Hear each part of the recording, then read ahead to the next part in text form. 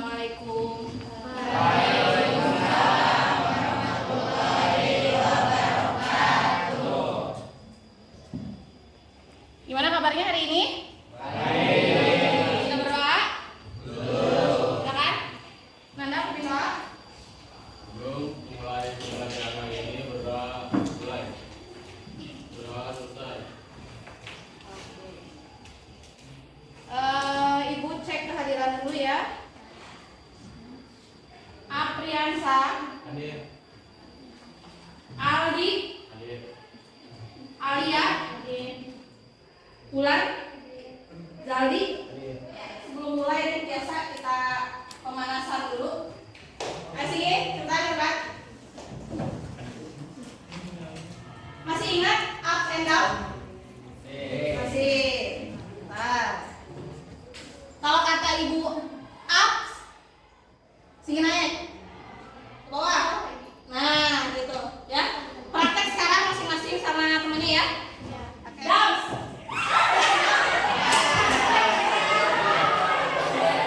Hari ini adalah tujuan pembelajarannya. Selanjutnya adalah peserta didik diharapkan mampu menjelaskan dampak dari kebijakan pemerintah Jepang di Indonesia ya dalam berbagai bidang. Ada bidang pemerintahan, ekonomi, sosbud dan militer.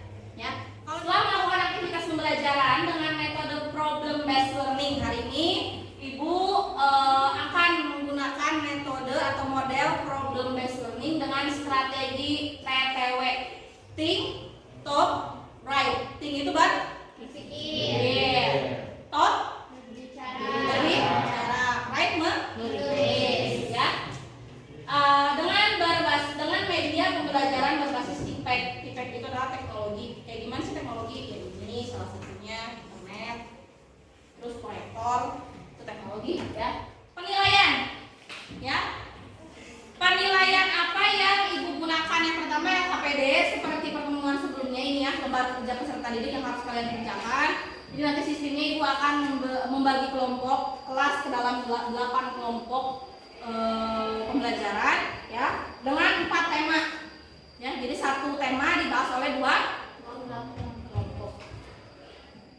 Selanjutnya ada penilaian sikap. Bu nanti lihat juga sikap anaknya seperti apa. Nanti akan ada lembar checklist observasi dari Ibu untuk menilai sikap setiap anak ya.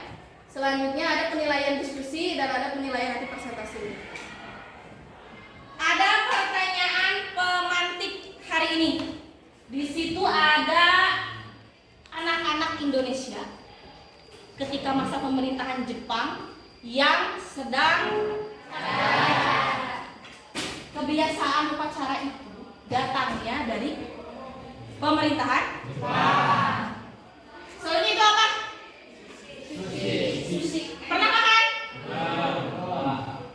Itu adalah makanan yang asalnya dari Jepang. Sekarang Indonesia viral nggak? Ya. Soalnya ini apa? Pohon apa ini? Karet. Ada nggak di sekitar kita? Ada. Di mana? Di mana? Kalijati. Terus? Ya? Jepang. Pernah ke kebun karet? Pernah. Ada yang rumahnya dekat pohon karet? Siapa? Rumahnya di mana? Makan sawah dekat. Berarti pernah dong ke kebun karetnya, pernah ya? Tiap hari. Karet itu apa sih yang diambil? Buat apa? Buat bahan kayak sendal, ban. Silakan buka buku paket halaman 91 ya. Karena halaman sebelumnya sudah Ibu jelaskan pertemuan selanjutnya. Ada ketemu? Oke. Ya. Tadi Ibu udah bilang bahwa kita hari ini akan belajar mengenai kebijakan-kebijakan Jepang ya. Salah satu kebijakan yang pertama yang akan dijelaskan adalah kebijakan Jepang dalam bidang pemerintahan. Tempat di mana Jepang pertama kali melaksanakan kebijakan-kebijakan terutama dalam bidang politik dan pemerintahan. Yang pertama adalah di Sulawesi. Dia disambut baik. Bahkan rakyat Sulawesi ini ada semboyan Nippon Indonesia, sama-sama Nippon ini Jepang kan? Berarti tandanya menerima dengan lapang dada kedatangan Jepang. Kalau untuk nama kepala pemerintahannya itu ada dulunya pas zaman Belanda asisten presiden, pas zaman Jepang namanya doang diganti jadi Ken Karikan. Terus bupati namanya bukan diganti sih, lebih ke istilah ya. Istilah selanjutnya kepala distrik adalah Sucho. Terus dia memberlakukan yang namanya Romusa. Kalau di Belanda itu apa namanya, pekerja apa? Paksa teh? Kerja Rodi. Akibatnya apa? Kelaparan ada di mana? Bahkan pakaian pun mereka memakai kulit kayu. Selanjutnya Jepang melakukan mobilisasi tenaga kerja secara paksa untuk menyerahkan beras. Karena nasinya beras ya semua buat Jepang, maka orang Indonesia makan apa? Singkong. Apalagi? Jagung. Terus? Ubi. Nah, ada daerah dengan pusat-pusat pemerintahan. Ya, daerah Jawa, Madura, pusatnya itu di bawah angkatan laut yang ada di Batavia. Batavia itu di mana? Jakarta. Nah, selanjutnya di daerah Sumatera ya, pusatnya itu di Bukit Tinggi. Ya, mereka di bawah angkatan darat atau Rikubun. Selanjutnya di Kalimantan, ya mereka di bawah angkatan laut Kaibun ya, yang ada pusatnya itu di sana. Nah, tadi kebijakan dalam bidang pemerintahan, sekarang kebijakan dalam bidang politik. Ada kan acungan tangannya? Apa yang dimaksud dengan Jukunianku? Apa yang dimaksud dengan Romusa? Jukunianku dan Romusa. Silahkan ada yang berani mengacungkan tangannya untuk menjawab. Secara harfiah, Romusa berarti prajurit pekerja, meskipun dalam kenyataannya yang mereka jalani adalah kerja paksa. Kalau Jukunianku, terima kasih jawabannya Tari dan Gisel. Selanjutnya ada yang mau menjawab lagi? Mencoba lagi? Oke, Ibu bantu ya. Romusa adalah pekerja paksa. Itu garis besarnya, yang diwajibkan bekerja oleh Jepang. Ya. Sedangkan Jugunianfu bahasa kitanya adalah wanita penghibur yang dijanjikan oleh Jepang untuk sekolah lebih tinggi, sekolah keperawatan dan sebagainya. Tapi kenyataannya itu tidak. Dalam bidang pendidikan masa Jepang lebih parah dibandingkan dengan pendidikan masa kita dijajah oleh Belanda. Sekolah banyak yang tutup, sekolah rakyat dan sebagainya banyak yang tutup di zaman Jepang ini. Kenapa? Karena difokuskan rakyat untuk belajar adu jotos, belajar militer. Kalau untuk bahasa, ada sisi positifnya nih. Bahasa Indonesia dijadikan sebagai bahasa pengantar. Tapi kalau pas masa Belanda kita enggak kan? Bahkan buku-buku sekolahan pun pakai bahasanya bahasa mereka. Ya, nama gedung dan lain sebagainya. Cuman kalau Jepang ini bahasa masih mending lah, ada sisi positifnya. Nah, selanjutnya dalam bidang ekonomi. Pertama, Jepang menyita aset ekonomi. Selanjutnya Masyumi, Majelis Syuro Muslimah Indonesia. Ini Jepang ini pro ya terhadap Islam, karena dia ingin mengambil hati orang-orang Islam. Kalau sekarang karena Jepang ingin menarik simpati, maka dia memperbolehkan lah ada organisasi ya, namanya Masyumi Shikakali Majelis Syuro Muslim Indonesia. Selanjutnya adalah Jawa Hokokai. Hokokai itu himpunan kebaktian. Hokokai apa? Hokokai? Himpunan kebaktian.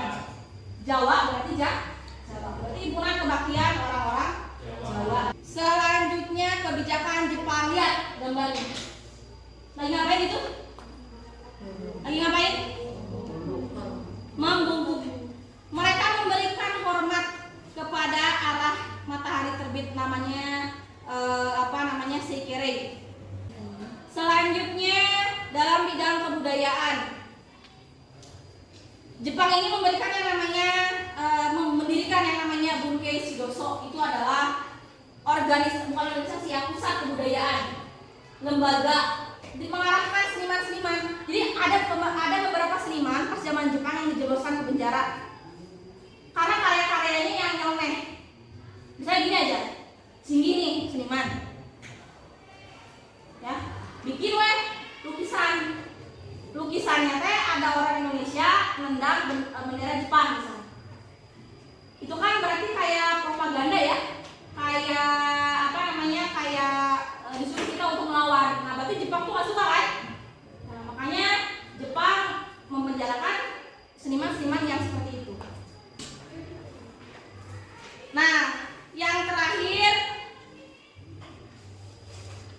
kalau semi militer, namanya aja semi ya, berarti agak ke militeran agak ya. Lalu ada Keigodan. Ini lebih tua dikit nih, umurnya 25 sampai dengan 35 tahun. Tujuannya membantu polisi Jepang. Ya, namanya Kempetai ya, polisi Jepang. Apa coba namanya? Kempetai. Nah, yang tadi organisasi militer semi, yang ini organisasi benar-benar militer. Kalau sekarang berarti TNI dan polisi. Ya, itu berarti yang benar-benar sah, resmi. Ada peta pembela tanah air dan ada peta ya dibentuk 3 Oktober 1943. Tugas dari peta adalah mempertahankan tanah air dari serangan sekutu. Selanjutnya adalah Heiho. Heiho ini adalah mereka masuk ke dalam tentara Jepang, digabung ya. Jumlahnya ada 42.000 orang. Tapi pangkatnya itu rendah-rendah karena pangkat tertingginya hanya untuk orang-orang Jepang. Syaratnya nih, syarat masuk Heiho 18 sampai 25 tahun, berbadan sehat. Selanjutnya, nah ini salah satu gambar contoh tentara kita yang masuk ke peta dan tentara kita yang masuk ke Heiho. Ya, yang rajinnya akan senjata makan uang. Orang Indonesia jadi palinter kan? Tuntungna melawan kan? Nah, makanya kita bisa merdeka ketika zaman Jepang ya karena kita udah pintar diajarin strategi perang, ya kan? Diajarin gimana caranya melawan walaupun kita pakai tenaga yang sederhana. Sekarang ada pertanyaan? Silakan, materinya cukup sampai dengan di sini. Silakan. Kenapa Jepang hampir di berbagai daerah bisa diterima dengan baik? Kenapa sih Bu Jepang di berbagai daerah kata Gisel dapat diterima dengan baik? Silakan. Ada yang bisa menjawab? Silakan Anda, silakan. Karena Jepang menjanjikan kemerdekaan bagi masyarakat Indonesia. Kenapa diterima dengan baik? Makasih Nanda. Kenapa diterima dengan baik? Karena Jepang itu di awal sudah melakukan propaganda atau usaha untuk menarik hati orang Indonesia. Terima kasih. Ada lagi yang ingin bertanya? Eka, silakan. Kenapa pusat kekuasaan Jepang di Sumatera dan di Palembang? Kenapa pusat kekuasaan Jepang di Sumatera ada di Palembang? Kebutuhan minyak di Indonesia paling banyak ada di Palembang, 80%, dan Jepang tahu, ya, makanya Jepang menguasai daerah Palembang untuk minyaknya diambil kepentingan akomodasi dari kendaraan mereka, alat perang mereka, ya, untuk kebutuhan perang. Terima kasih Eka pertanyaannya. Ada lagi yang ingin bertanya? Raida, silakan. Kalau mendengar dari penjelasan yang dijelaskan tadi, penjajahan Jepang itu terlihat begitu menyedihkan dibandingkan pada saat Belanda. Nah, itu kenapa bisa terjadi hal tersebut? Ya, terima kasih pertanyaannya Nuraida. Ada yang ingin menjawab? Kenapa sih Bu? Kok Jepang dari tadi Ibu ngomongnya menyedihkan dibandingkan dengan Belanda? Ada yang bisa menjawab? Jadi Jepang walaupun sebentar, tadi ada yang tembak, ada yang tidak kuat dengan baju kayunya tadi. Pertanyaan ditutup ya. Sekarang silakan kalian bagi kelompok sesuai dengan kelompok permanen yang telah dibuat. Lihat tangan ibu, lihat bawa ini aja, pulpen saja dengan buku paket. Lihat tangan ibu, kelompok 1, 2, 3, 4, 5, 6, 7, 8. Ayo dalam waktu 2 menit. Scan barcode-nya ya. Silakan scan barcode-nya untuk bahan ajar.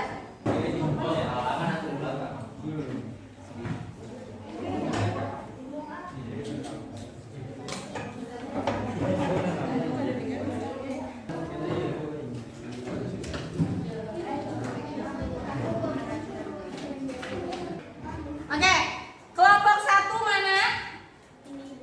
Kelompok 1 teh dalam bidang politik pemerintahan ya. 2 mana? 2, oh ya 2 belakang ya. Oh iya, 5, 6. Ini bidang militer. Silakan dikerjakan dalam waktu 15 menit. Syarat.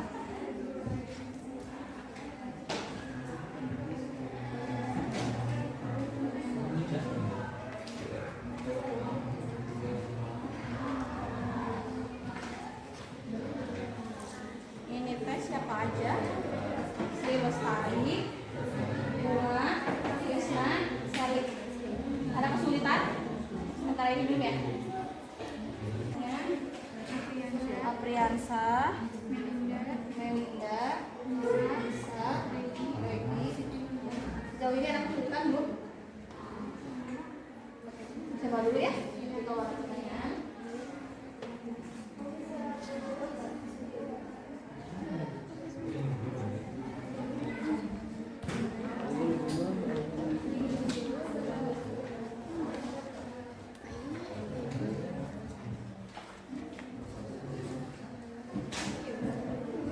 Ada kesulitan? Belum.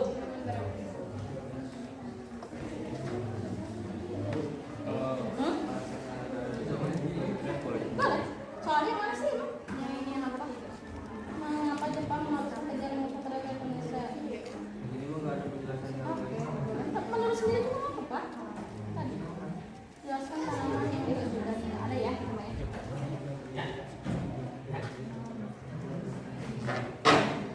Gimana? Tarik dulu hasil.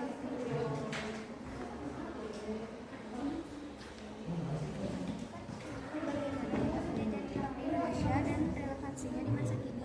Kan misalnya Kayak tadi dampak kebijakan Jepang dalam bidang apa ini kalian dalam bidang sosial budaya. Tadi kata ibu apa tadi?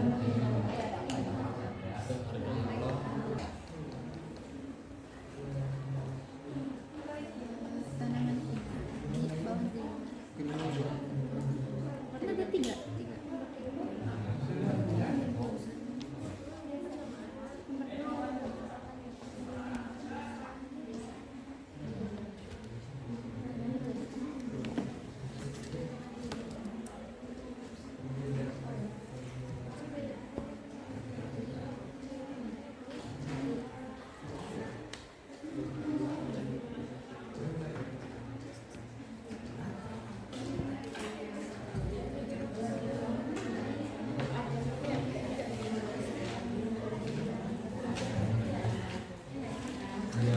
Pelajaran tinggal ada 15 menit lagi.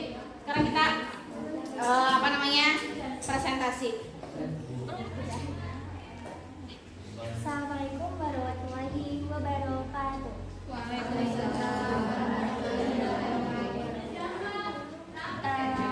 Kami dari kelompok 1 di sini kami akan mempresentasikan tentang kebijakan di politik. Nah, untuk pertanyaan yang pertama yaitu bagaimana sih dampak penjajahan Jepang di Indonesia dan relevansinya di masa kini? Di Indonesia, tepatnya di Palembang, Jepang menguasai kilang minyak sebesar 82%. Itu salah satunya. Jawabannya, upacara pengibaran bendera merah putih dan adanya organisasi Islam. Nomor 2, apa saja kebijakan Jepang dalam bidang sosial dan budaya? Jawabannya adanya gerakan 3A, Pusat Tenaga Rakyat atau Putra, Masyumi, dan Jawa Hokakai. Karena adanya perubahan struktur sosial dari masa penjajahan Jepang tersebut. Ada pertanyaan? Dari kelompok 34? Satu saja? Tidak apa-apa yang tadi? Jangan? Jangan, tuh nih. Singkatan dari 3A itu apa? Jadi gerakan 3A itu adalah Nippon Cahaya Asia, Nippon Pelindungan Asia, dan Nippon Pemimpin Asia. Akan menjelaskan hasil diskusi kami.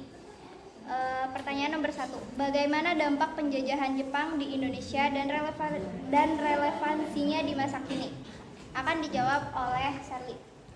Jawabannya adalah adanya Badan Keamanan Rakyat, Tentara Keamanan Rakyat, Komunitas Islam, dan upacara bendera dari mengharuskan kerja rumusan terhadap rakyat Indonesia karena untuk memperbaiki perekonomiannya dan membantu dalam Perang Asia Timur Raya. Nomor 4, jelaskan tanam yang diwajibkan Jepang untuk menunjang kemenangan Jepang dalam Perang Pasifik yang ada di sekitarnya.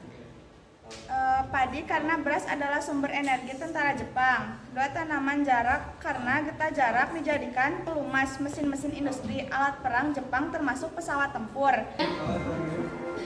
Assalamualaikum warahmatullahi wabarakatuh. Kami dari kelompok 7 akan mempresentasikan tentang kebijakan-kebijakan Jepang di bidang militer.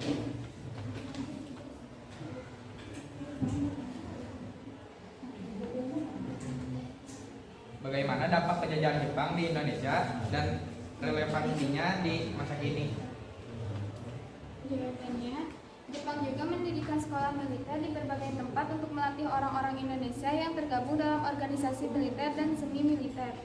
Melalui berbagai pelatihan di organisasi militer maupun semi militer inilah para pemuda Indonesia memiliki bekal keterampilan militer yang nantinya sangat berguna pada periode berikutnya, yaitu saat Indonesia merdeka dan harus menghadapi kekuatan sekutu, termasuk Belanda yang datang setelah Jepang kalah perang. Serta dibentuk untuk mempertahankan tanah air Indonesia dari serangan sekutu, untuk memperkuat basis militer di Jawa, Madura, Sumatera, dan Bali untuk menghadapi perang Pasifik. Sumber https://www.its.ac.id.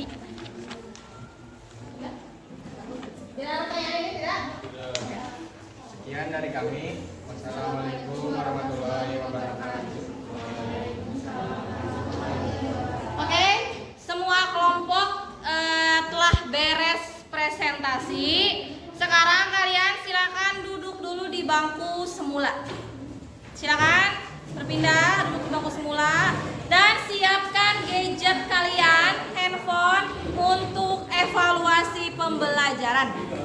Semua sudah siap? Lihat ke depan. Ini ada barcode lagi untuk evaluasi kalian. Di pertemuan sebelumnya, evaluasi kita adalah menggunakan Google Form. Ada soal ya? Pilihan ganda. Kalau sekarang, Ibu evaluasinya adalah menggunakan aplikasi Padlet. Silakan scan dulu barcode-nya pakai Google Lens. Nanti kalian langsung ke aplikasi Padlet. Silakan maju ke depan boleh.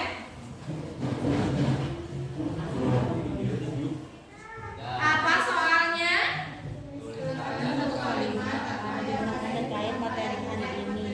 Ya, soalnya adalah tuliskan satu kalimat yang ada di benak kalian, ya, mengenai materi hari ini. Di situ ada publikasi ya. Yang sudah silakan langsung publikasikan. Kerjakan. Nama dulu, nama. Subjeknya diisi oleh nama. Nah, bawahnya diisi oleh jawaban.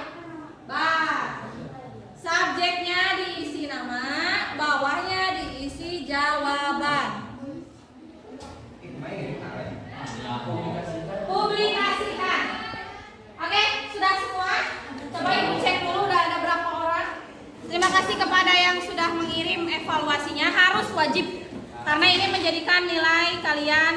Ibu mau tahu sejauh mana sih pembelajaran hari ini bisa masuk ke dalam materinya, bisa sampai ke kalian.